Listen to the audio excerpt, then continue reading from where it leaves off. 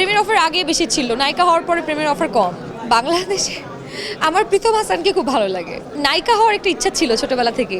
If you are comfortable with your dress, that is your fashion. দর্শক, আমার সাথে এই মুহূর্তে উপস্থিত আছেন বাংলাদেশের খুবই জনপ্রিয় অভিনেত্রী চমক। কেমন আছেন? ভালো। সবসময় ভালো থাকার জন্য আসলে কি করেন, মানে মনকে ভালো রাখার জন্য উপায় কি বের করেন?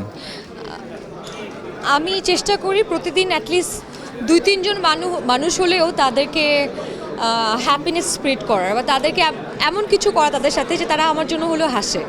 That makes me happy when people around me are happy. আচ্ছা, সবে যে চমক তো সারা বছর জুড়ে বিভিন্ন রকমের চমক দিয়ে আসছেন, সামনে কি কি চমক আছে?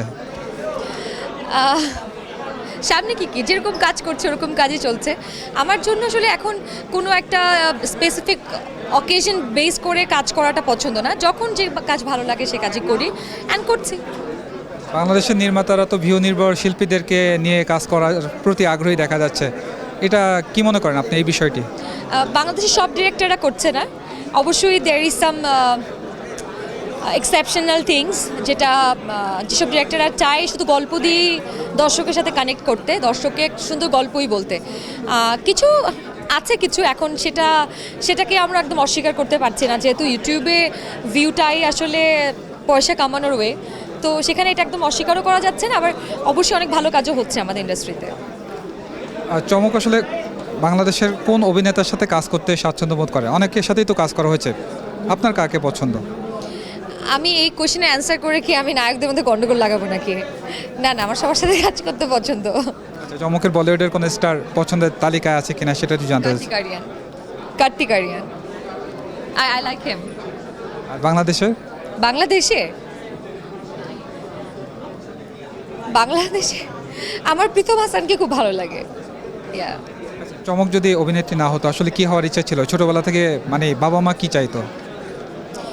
বাবা মা ডাক্তার বানাতেই চাইতেন, আমি এই জন্যই মেডিকেলে ভর্তি হওয়াটাও বেসিক্যালি বাবা মার পছন্দের কারণে।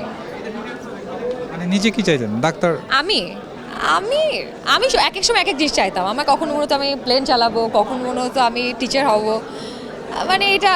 বাট হ্যাঁ, নায়িকা হওয়ার একটা ইচ্ছা ছিল ছোটবেলা থেকে। এখন তো অনেক অভিনেত্রী কাজ করছেন, অভিনেত্রীর সংখ্যা দিন দিন বাড়ছে, কম্পিটিশনের জায়গাও বাড়ছে, কি মনে হয় টিকে থাকার জায়গাটা কি লড়বড় হচ্ছে নাকি? See, my all time competition is with myself. I never compete with anybody. I believe প্রত্যেকের জার্নি আলাদা, প্রত্যেকের টাইমলাইন আলাদা, গন্তব্য আলাদা।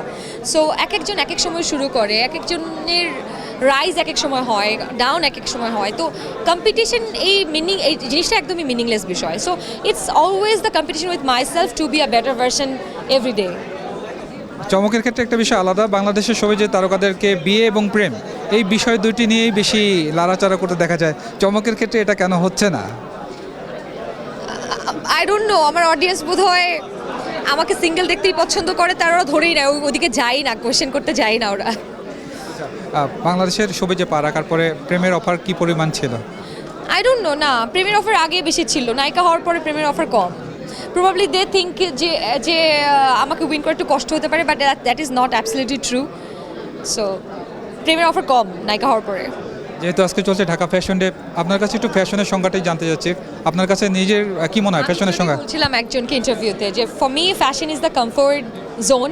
If you are comfortable with your dress, that is your fashion. So আর সুন্দরের সংজ্ঞা? Okay, that is a big conversation now. আমি এখন এত বলে শেষ করতে পারবো না, শুধু এতটুকু বলি সৌন্দর্যের মাপকাঠি এক একজনের কাছে এক এক রকম। তাই একজনের কাছে যেটা সুন্দর তার কাছে সুন্দর না, অন্য কাছে সুন্দর নাও হতে পারে। ওয়ালটন ফ্রিজ কিনে অনেকের মতো আপনিও হয়ে যেতে পারেন মিলেনিয়াল, সেরা পণ্যের সেরা অফার। আর আমি কখনোই গায়ের রং, শারীরিক গঠন কিংবা অন্য কোনো কিছুর উপরে বেস করে একজন মানুষের সুন্দর বলি না। আমার কাছে একটা মানুষ কতটুকু ইন্টেলেকচুয়াল, তার রুচিবোধ, তার জীবনের প্রতি তার ফিলোসফি, অনেক কিছু, মানে সব কিছু মিলিয়ে একটা মানুষ আমার কাছে সুন্দর হয়। অভিনয় নিয়ে আপনার পরিকল্পনা কি, নিজেকে আসলে কোথায় দেখতে চান? নিজেকে আমি হ্যাপি দেখতে চাই। As long as I am happy working here, I will do the work, because আমি ভালোবাসি এই কাজটাকে। যদি আমি কখনো এখানে হ্যাপিনেস না পাই তখন আমি করবো না। সো থিং মানে I don't have any plan actually. আমার যতদিন ভালো লাগে, আমি যতদিন যেটা করে আমি আনন্দ পাই, নিজের আনন্দটাকে আমি প্রায়োরিটি দিই।